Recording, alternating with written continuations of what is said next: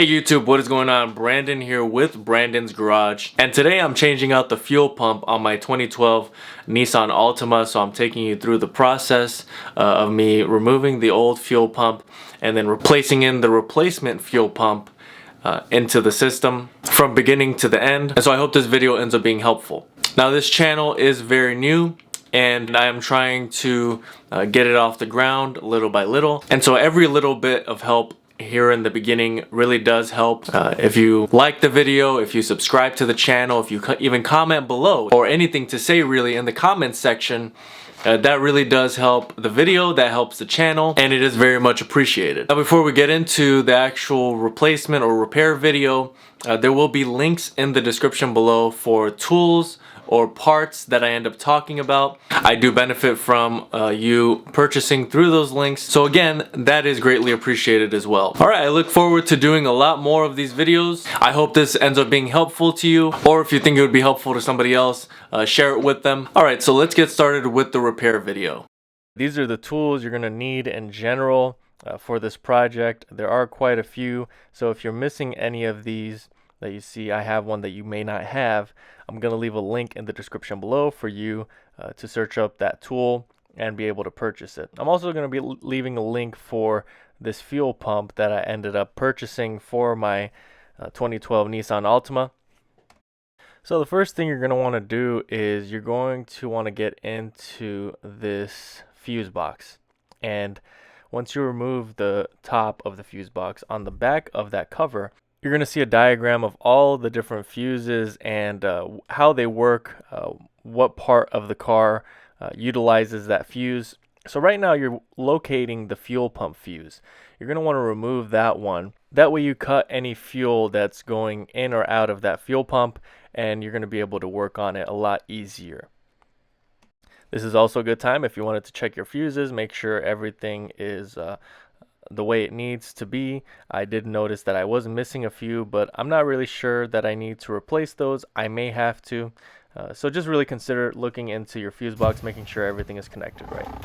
So next you're going to turn on your vehicle, and this is what should happen.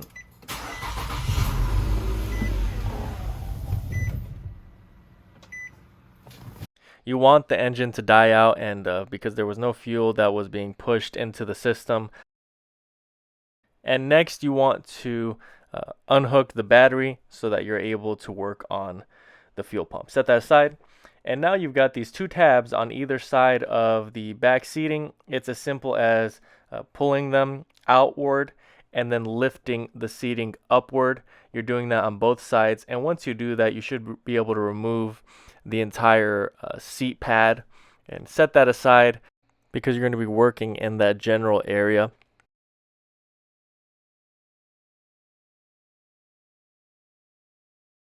Alright, once you lift out that seat cushion, you are left with the bottom portion, and this is what you're going to work on. This plate needs to be removed, so all you're doing is with the Phillips head screwdriver, you're turning these tabs clockwise until they match up with that insert that's in this plate, where you can then remove it. Next, what you want to remove immediately after this is the connection that's connecting directly to the fuel pump. That one, you're going to want to remove it so that you can completely remove this plate and get it out of the way so that you can work in this area a lot easier. Next, you're going to be removing these two fuel lines. Now, one is ingoing, the other one is outgoing. All you want to know is that this blue cap, you want to remove that because you're going to want to leave that on the tubing itself, because the new fuel pump does not come with this tab, and it's a very important piece of this that holds that line together. Now the other line is very easy to remove. You really don't need pliers or anything. You just need to, with your fingers, you can pinch it and remove it. Once those two are removed, you're then moving on to the next part of this removal of the fuel pump. And the next part of it is this metal plate, which is going to be one of the more challenging things to remove. And that's because you're going to have the right tool. You're going to need a hammer. And I really didn't have the appropriate tool to begin with, so I did end up using a filer, and then I used another filer which was a little bit more appropriate for the size. However, I don't recommend using these. Find some kind of brass punch or something that's a little bit more suitable for this. Just because a filer, really what ended up happening is I scratched up a little bit of this area, and you really don't want to do that. This is my own personal vehicle, so it wasn't really that big of a deal. So once this metal plate, you're able to remove it. This took me quite a bit of time, but I did end up getting it off. You're taking that off, and now you have access to the fuel pump. Now another note that I will add here is there is a rubber gasket that you're going to want to hold on to. The new fuel pump that I purchased did not come with this rubber gasket that you see here on screen now. So you're going to want to save that, set that aside, because you are going to want to reuse that. Now getting out the fuel pump was a little bit challenging for me as well, but moving it around, twisting it, turning it different ways, I ended up being able to get it out. And now there was quite a bit of fuel in the actual fuel pump, and I don't want to waste fuel. I mean, you can check the prices. This is 2021. Check the date that I'm filming this. So I didn't want to waste the fuel, so I poured some back in. And so it spilled all over the place a little bit, but I cleaned it up. It was not the end of the world. Was this safe? I don't know. I'm not sure if what you're seeing is safe, so I don't recommend this. I don't recommend you do this. However, if you do it, make sure you wipe this down. Make sure there aren't any sparks coming in this area. Just be very careful if you do that. At the end of the day, you do want to be as safe as possible. So maybe you put down some towel and then you do it. Either way, it's really up to you. But safety first. Now this is the new fuel pump alongside the old fuel pump.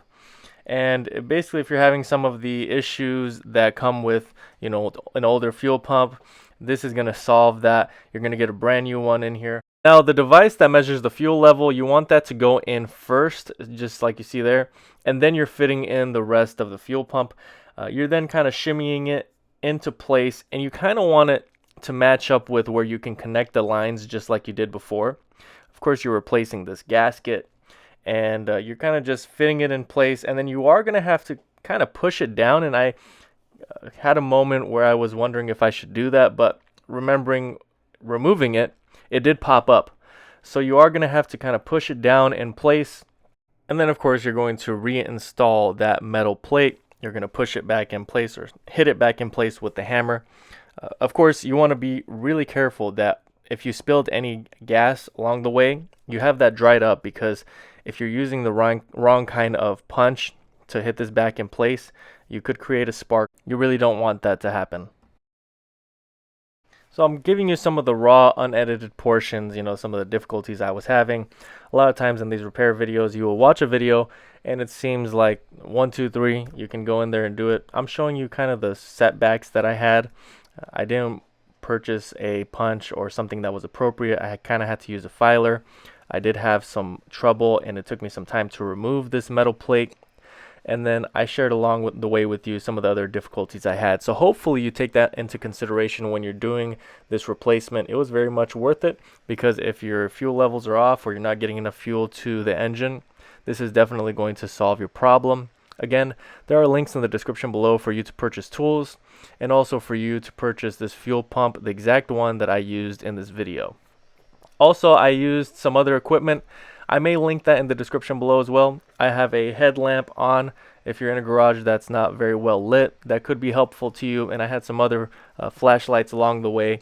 One that you see there at the top of the screen, that was really helpful in getting some good lighting to be able to do this replacement.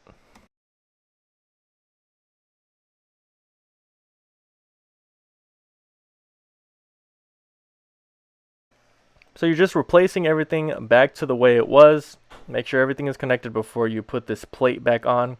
And then when you're putting this plate back on, all you're doing is turning these tabs back to the way they were, counterclockwise this time, to get them back in place. You are reconnecting your battery, and you're making sure everything is connected. You can then start your vehicle and it should turn right on. Once you're satisfied with the results and you see that everything is running, everything was replaced the way it was supposed to be replaced, and there's nothing under the seating as far as tools, replace your seat cushion. It's as simple as fitting it back in place. It really doesn't have to, it just has to fall in general where it normally would, and it's not hard to tell where you need to fit it in. And then you're closing it back up with those tabs that you initially removed. That's really all you have to do. Alright, so that's really all there is to it. I hope that this video ended up being helpful. If you have any questions at all about the process I went through, if you have any questions about what I ended up doing in the video, please comment below.